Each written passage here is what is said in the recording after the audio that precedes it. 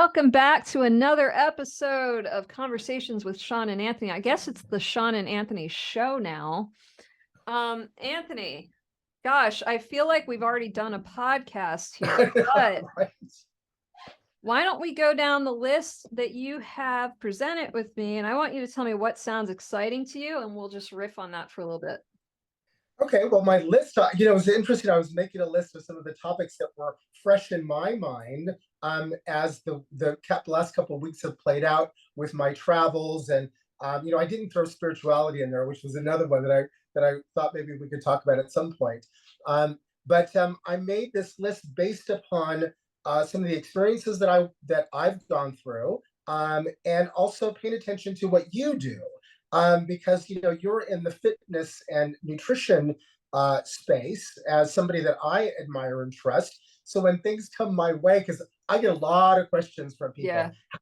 how do you do that? How do you stay blah blah blah? There's all these questions, and so one of the things I usually do is I say refer them to you. It's funny.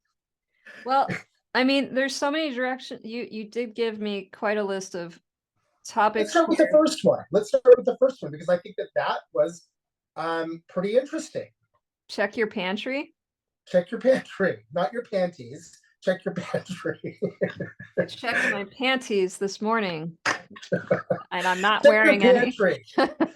But okay, so I like this topic. I don't know, what do you feel about this topic? I think your pantry says a lot about you. Okay, so personally. And it's interesting because a pantry is like a closet, right? Okay. So nobody sees what's behind the closet door until they go in and see what's behind the closet door. Yeah. And all the things that we profess to be can be quickly taken away by looking in the pantry. I would astonish you because my pantry looks exactly as you would expect it to look. Well, I think that you're the I know percentile. I know I'm an alien, but your pantry your pantry is fascinating because it doesn't just reflect one individual, it reflects two. And the funny thing is I've been in the pantry. Three. You're right, there's three. Yes. And gosh, where do we even start? Is it the 5-year-old boxes of cereal that were on sale at Costco? Is it the just turpentine like coffee that Anthony to drink? How the hell do you drink instant coffee? It's so foul. Okay, so before we go there, so let me give a point of reference. So when I'm in DC and I'm at Lori's house, which is like my other house, right? We typically have a chef. And that's Maggie. Well, some things happened, and Maggie had to be let go, and we had to move forward with a new chef, and that required some altering how things were being done. Like I had to go to the supermarket. And buy things. So Lori sends me with a list to the supermarket to pick up these things, right? And I go and I pick up these things and I come back and everything I get is wrong, basically. Right? Because Lori is a health fanatic. Right. She has many health issues that she can only eat certain kinds of food, and the food has to be the top quality, right? So when I go shopping, I'm the shopper that goes, oh, we need this, we need that, we need that. And I just grab things off the shelf. I don't read the back of any packages. And so I came back and I had all these groceries to unload, whatever. And Lori is like looking through each one of them, looking at the ingredients, looking at everything. He's like, no, why did you get this, right? And I'm going, well, because you said we needed this, right? And so I learned something, but I also learned something from her from spending time with her on the road. And especially when we were in France, because she lived in France for 30 years, and the French eat so different there. Everything is basically fresh on a daily basis. So her world is basically based on that context, right? So as I looked in the pantry of the pantry of the house, which is quite large, I really started to pay attention to quality. to quality package or quality um, foods, quality goods. And even though some of them were packaged, as we have packaged goods in our homes, most of the food in the house is always fresh vegetables. There's meat because Lenny, they cook meat for Lenny and stuff, or Charles, excuse me. But everything is fresh, Right. and it really made me start to look at the quality and consistency of quality goods in the pantry. So that was my prelude as to why I thought this conversation might be interesting. So what does it say about you before and after? What does it say about I me? mean, has your pantry changed since you've had this realization? Well, you know, Shawn, my pantry, again, I have a pantry. We have a pantry in our house that you've been into, and you see what's in there, obviously. It's frightening. I am not as diligent as you are. However, when I went to a vegan lifestyle, your options change dramatically. So when your options change, your options are basically you can get prepackaged vegan food, right? Which is basically all crap. Right. Or you live in a world where you basically go to the produce section. So my world got very small in the sense that most of I would say 80% of what I consume would be from the produce section. But then there's the other part of me that's the bad boy, the one that likes sweets, that will find the vegan cookies or whatever it is that I can consume, and that goes into my pantry. And like you said, the bad instant coffee that comes from living in Thailand. I mean, I know, and this, you don't see yourself this way, because this says more about how I view food than it says about Anthony. I'm gonna put the air on. Like, go ahead. 1 second, I'm gonna put the air on. Sorry. You're okay. It's like 82 degrees in here. Okay, there we go. I mean, I'm not a garbage disposal, so you'll find quality. I am the one that reads the labels, and I'm obsessive about not putting certain things in my body, although I have 2 separate pantries, because anybody who knows me knows that I strategically implement a cheat day. But just like in my day-to-day life, I keep those things separate. Right. So for me, food's self-love, and I know that's probably too deep for you, but way too deep for me. Yeah, it's the way I show myself love. You know, we were talking about something earlier about people who, you know, have a hard time letting things go, and they carry things with them throughout their lives. And I realized when I became an adult that the love that I didn't once receive was something that I had the power to give to myself. And so rather than waiting, and this, like I said, this goes deeper than Anthony wants to go on this topic, but rather than waiting for somebody who's incapable to give me love, or someone who will never be able to give me love, food was the way I started to give it to myself. And food was actually a way that I learned to let my past go in a weird way. So when you say food gave you, and that's interesting. And So being willing, let me rephrase this, being willing to take in that which sustains me, rather than taking in that which deprives me of the vitality that I am. Because we can take away our own energy by the food that we put into our body.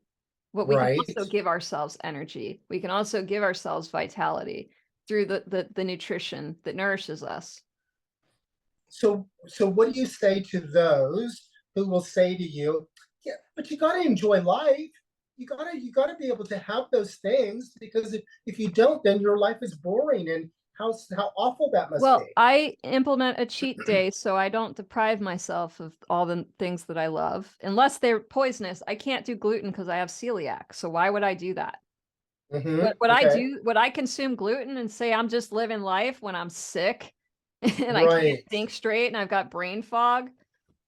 I question people who just claim that just endless consumption of these pleasurable foods somehow is giving them joy in their life, because I have yet to meet one of those people that seems truly joyous. Right. And it's like a drug. I did a video on this the other day. I mean, the more you indulge, the less you actually enjoy the pleasure of that thing. Right. So I So think that's kind of a lie. and again, I wanted to bring this topic up because I'm not only of my own situation, but you made me think of something, and you've said this to me before. You said this to me before, and I think it is very relevant. You said to me a long time ago, you said, Anthony, but you've never struggled with being obese or having gained a huge amount of weight. You've been able to live your life not having to worry about that. Mhm. And that is such a valid point. And even though I mean, I'll be honest, there are times when I can go up to 210 pounds, which is my top weight, right? And that is an indulgent weight. I try to say, oh, I'm bulking up. I'm getting Yeah. I'm gonna cut, I'm gonna get muscle. But it comes from consuming bad food. But that, I think, is a very valid point. If you are if you've not experienced what it is like to be on that side of things, then your perception Yeah. is not failed, but it is limited, because I don't know what it's like to be obese. Right. I don't know what that feeling is like to try to get out of bed with an extra 50 pounds around my middle. I don't know what it's like to not be able to bend down and tie my shoes. I Right. don't know what that feels like. So people will look at me, or I can say, oh, it's easy. You just do this. You Yeah, just you do just this. do this for 6 weeks. Right. Yeah. and it looks like if somebody else doesn't do it, then they're failing. Yeah. Right. And so that's kind of the misconception, I think, that happens in this space. And that's why I wanted to talk about this. And even though we've just sidetracked a bit, is check your pantry. What does your pantry say about you? And I know when I'm in my good space, when I'm in my space that I am now, where I'm very fit and I'm lean, I rarely go into the pantry. Sometimes I go in just to open the door and to look at all the bad, and then opt out, close the door, and go, you know what, there's a better option over here. Yeah. So that was kind of where I was going with that. That Anthony has an easy time losing weight. No, no, because that's also not true. Well, Anthony, I've seen you time and time again go, I'm going to do this experiment for this many weeks and look at me now, you know? So even if it's harder than it once was, and I appreciate you acknowledging the fact that while it might be harder than it once was for you, you still don't understand what it's like to go that far. And it Ah, takes so long to get back. Years. Years of fixing the damage that's been done because you so do haven't you gotten to think? that place. So do you think? And again, where there are many of us out there that are guilty of that in this space. You Yeah. see guys plastered all over Oh, the oh, internet of let like, me tell you. Are you not familiar with what goes on in our industry? I mean, the fitness models that sell supplements. There's one, I can't remember his name. I'll get it to you some other time. But he's so honest, and I really appreciate that because he's been behind all the top supplement brands. And he's like, guys, this isn't difficult for me to maintain. I can eat exercise or eat ice cream, and I'm still going to have an 8-pack. You're not. And it has right. nothing to do with the supplements that I'm taking. I'm a Ah, model. They hire me to model to push this supplement, but I don't take any of them. They're not doing ah, that for me. Or you've got female fitness models who are taking Anavar, which is an anabolic steroid. right, They abuse Clomid. They abuse thyroid medication. But they take the Anavar to protect themselves from losing the muscle mass that anyone else would have actually lost in losing fat that rapidly. So you don't right. get to hear about the drugs that are being used to protect them from the not so safe activities that they're engaging in to lose the weight, to look ripped for the cover of a magazine. So the comparison game, I'm against it. And I try to stand up for the person who's going on this journey and doing it the real way. And that's not really spoken about because it's not entertaining. You know, it's not flashy. It can take years of doing boring shit. Well, that's great, Shawn. Thank you for sharing that, because you just made me realize that that's a part of my dialogue that I have not included. Was that, you know what? Yeah, in all respect, for me, it's pretty fucking easy. In all reality, I just got to do a mind shift, and yeah, I can go back and I can kick back in. Within a month, I can get back to where I feel like I should be. I have not, in my dialogue, made it clear that it is not that easy for everybody else. And I think that you just pointed out something that is really relevant, because I think what we do, even I get caught up in it, Shawn. I get caught up in watching these other guys going, I want to look like that. I want to look like that. And oh my God, why can't I be like that? So I go into this spin. Yeah. Yeah. Your brain compares and contrasts, and you don't know the real story. But you know that, entering into the world of fame, it was all a dog and pony show. None of it's Yeah. real. It's all constructed. It's all smoke and mirrors. Oh my So God. you do understand this. Yeah, it's funny that you said that, because I was actually talking to Bart yesterday about the Met Gala, right? The Met Gala. Everybody's like, not everybody, but a lot of people are so into the Met Gala. And I was saying to Bart the other day, I said, when I used to go to the Met Gala, it was not what it is today. Yeah. Back then, it was about the artistry. It was about celebrating designers. It was about the charity that was involved in this whole procedure. And that's what made it so special. And you wanted to be a part of it. Today, the Met Gala is this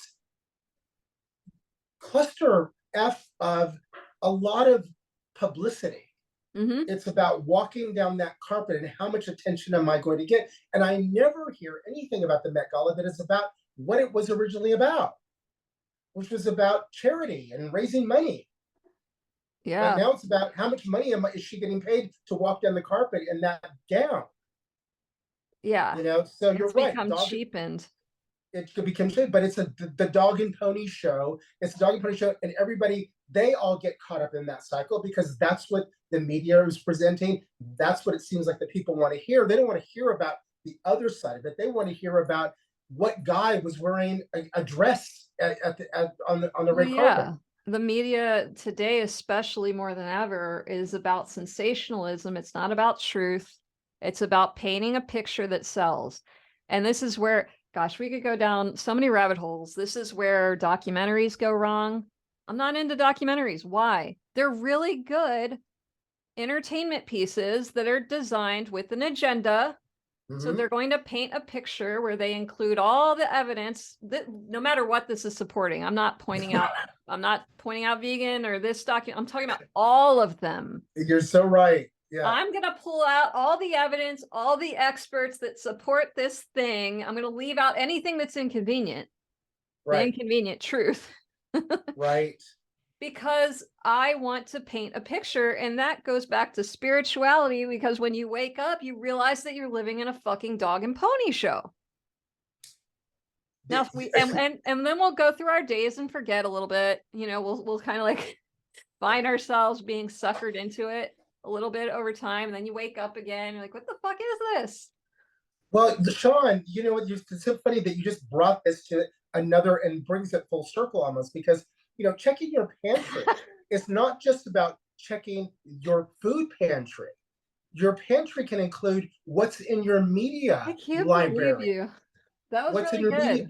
What do you watch? What are you watching? What's in your viewing pantry? What's in your closet, your clothing pantry? But I want to go to the spirituality one. So it's interesting being in that space, because I've spent a lot of time in that space, as you know, the past year, getting in touch with my own side, and a lot of different things have happened to me.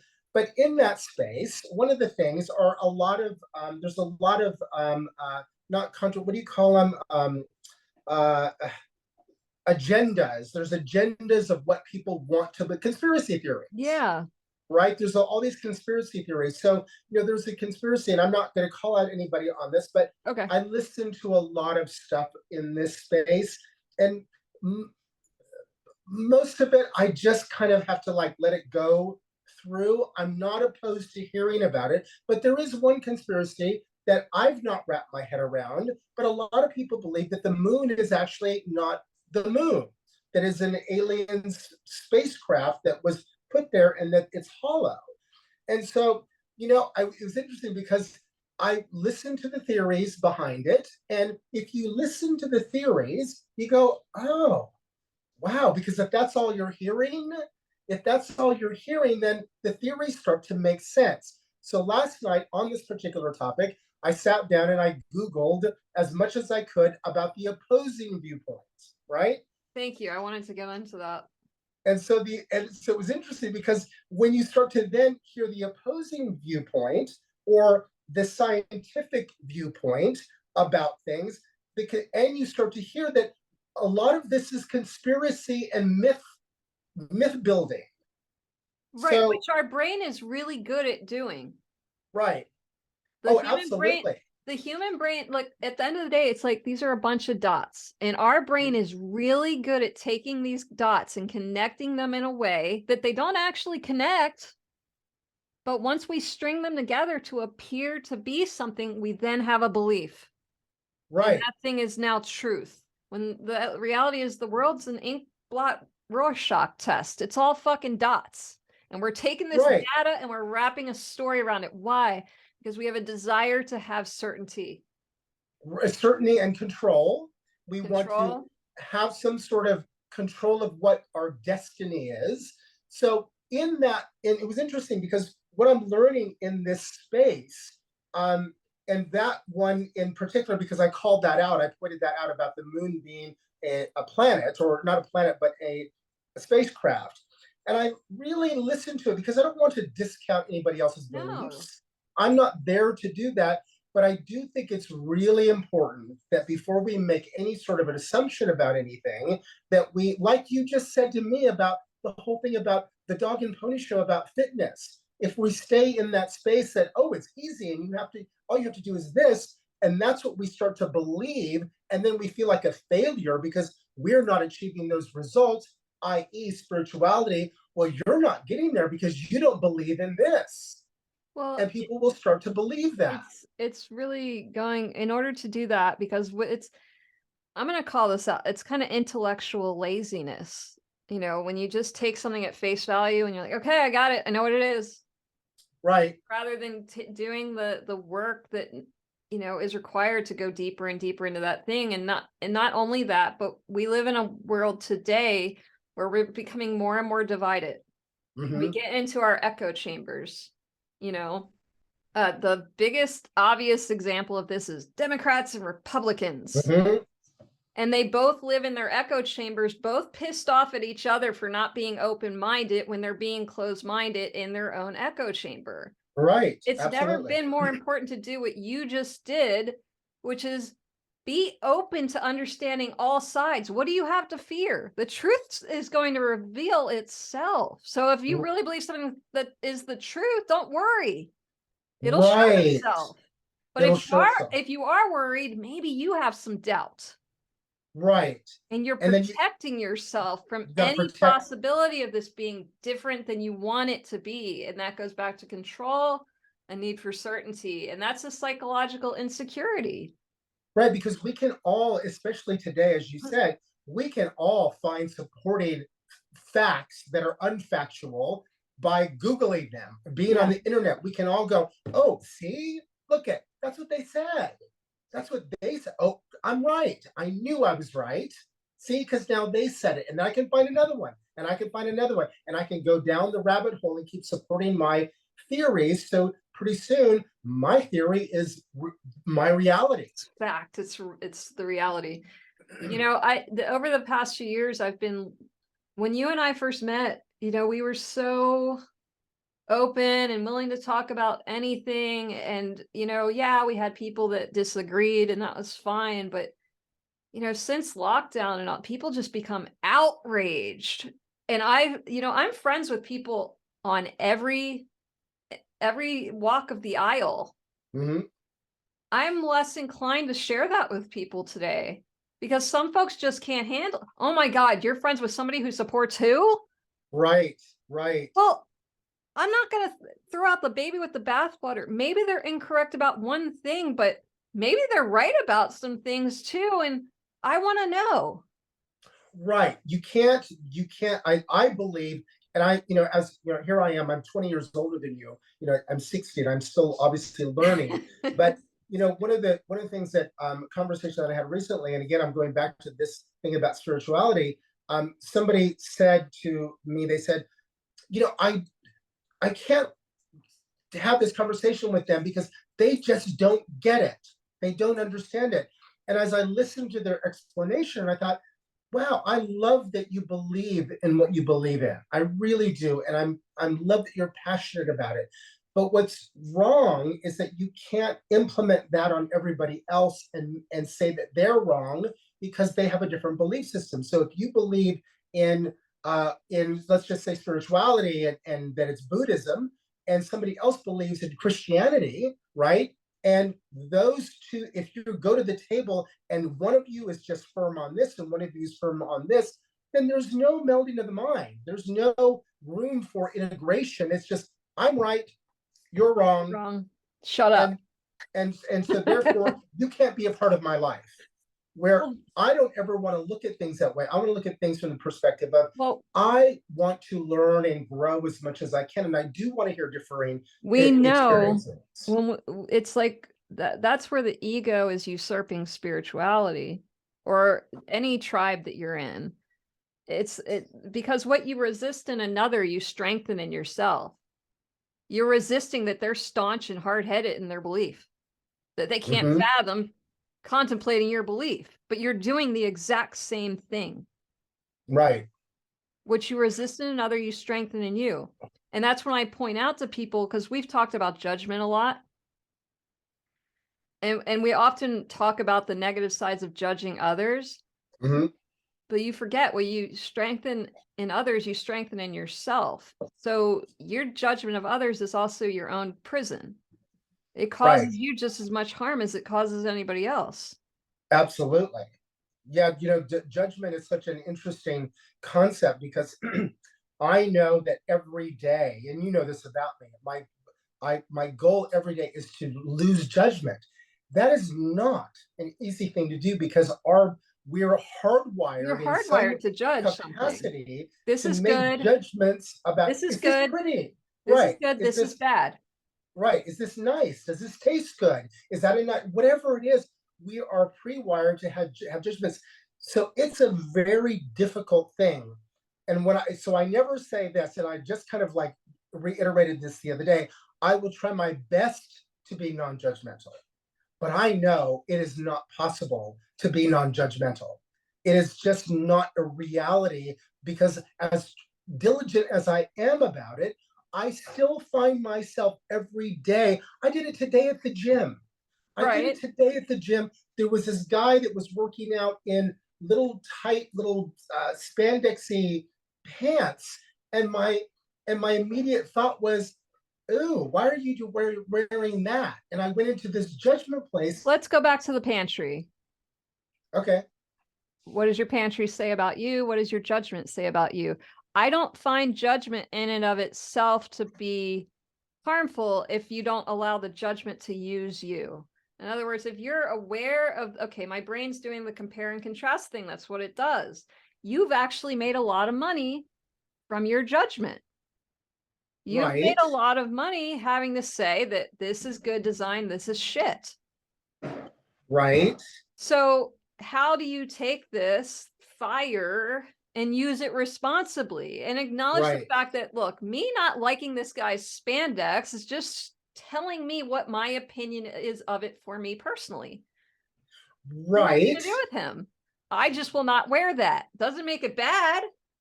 Right. It's not for me. But see, here's the thing though, because this is where I caught myself because my Okay. brain went into judgment in not that way, not going, oh, well, that's their right. They have to choose to. It went into, ooh, that's awful. I went into this whole thing. And then after I processed that, after 30 seconds of it, then I brought it back and said, it's none of my fucking business, number one. It's none of my fucking business. And this guy can wear whatever he chooses to wear. Yeah. But that initial innate response of judgment, I realize is not something, I don't know who can actually possess that quality. Well, I just go, I know you've judged me. I don't care. Yeah. You know what I mean? Like, because it doesn't have anything to do with me. Right. It has nothing to But do. I also right. know that your brain works that way. So I will never look at it as it being a knock on myself. It's just, this is Anthony's brain. It's what it's doing. It's what it does. It's what it's always done. So do you think that, so, like, we can go back to the pantry thing because that was our original thing. And he doesn't have to wear my shoes. So I don't give a fuck what he thinks. So one of the things that I think that I'm trying to do now at this point in my life is to have a voice. So yeah. Whereas in the past I would just not say anything, or I would I would not disagree because I didn't want conflict, or I would not even call myself out on things because that was too scary. Today I try my best to have a voice. Because if I don't have a voice about something, then I'm just basically existing. And I don't want to just exist. I actually want to have, I want to participate, is basically what I would say. And the world needs your perspective. I mean, what we are talking about, and we've been talking about, is that we want to hear things from all sides, right? So we also need to hear our own self from our side, because it is one side of the whole. And I think we just develop clearer and clearer maps. This was another topic. We're not talking about it today. Travel. The more perceptions you're able to put into your tool belt, which, you have to go outside of yourself. You have your perception. You want Bart's perception. You want Barb's perception. Maybe Lori's perception. Maybe Charles's perception. And with all of those things, we're able to just get a much clearer map of whatever the fuck this thing is that we're existing in. Right. We need it all, but that includes you and your voice. So shutting down your voice to make other people comfortable or just to hear their perception, that's not helpful. Oh my God, that's so funny because that topic right there goes back to judgment. And we'll have to get to that at another time. Yeah, absolutely. Because that's another conversation. But because when I wrote that out of judgment. I didn't write that. I wrote that because of this own thought process I was having. But let's make this full circle. Okay. Check your pantry. What does your pantry say about you? So even in that simple thing, going into the pantry, and I did it this morning when I went into the pantry and I opened it up and I saw, because I don't eat the things that Bart eats, right? Yeah. But there were boxes of cereal and things like that. And my immediate thought was, oh, that's all that stuff in there. And I had to stop and go, that has nothing to do with me. Yeah. That is his enjoyment. That's his life. And I need to shut the door. And stay out of the pantry if that's what it's going to bring me, is to be judgmental about him. I have my own space. I don't have to eat what Bart eats. Yeah. Or does it make you curious? It makes me curious. No, like it does make me curious. I would say look at the pantry. Like you said, look at your news feed. Look at the news feeds of others. Like I bet my news feed looks so different. So different than mine, right? Because I know people that you don't know. Right. You haven't heard of Blair White? What do you mean? Like Right. Because we're both living in our own little world. So although I am listening to Joe Rogan more. He's just a very nuanced guy. He's not perfect. He is who he is. Yeah, I like some of the topics that he brings up, and especially as I've been entertaining things about males' roles in the world or identity, all that stuff, and he has a great, interesting perspective on things. Watch the interview he did with Buck Angel. 𝐦𝐤𝐤𝐾 Buck Angel. famous. He's a ex-porn. I don't know if he still does porn. He's Okay. trans, and Buck is actually very outspoken against child transitioning. So Oh, he's okay. he's trans, and he's saying, look, guys, like this whole accepting and equality thing, like, cool, I get it, that's great, but let's be careful with Right. your children, because he talks about all the complications that come along with the transitioning. So that would be Right. a good one. And also when he interviewed the fighter who was like, look, I was raped by a woman when I was a teenager and I did not think it was okay. Right. I thought that Okay. was a fascinating interview. Well, you know, I started watching him because something came up on my thing. You know how the algorithms thing, and it was about TRT, Oh and yeah. something came up about Joe Rogan, and it was actually a negative slant on him from somebody going, "What's wrong with Joe Rogan? Is he doing too much testosterone?" So that intrigued me to watch it. And then as I watched it, I started to realize that, you know, I don't really know a lot about this guy, but he had some, Joe had some really interesting points about where he was in his journey. And it made me think a lot about just even that aspect of being judged, right? So Wow. here I am, right? So another layer to me, and I'm open about this. I do testosterone replacement therapy. I do. It's a game I changer. do too. I And don't it's know a if you know game that. changer. I do know that it's a game changer. But there are still people out there that go, "You're on steroids.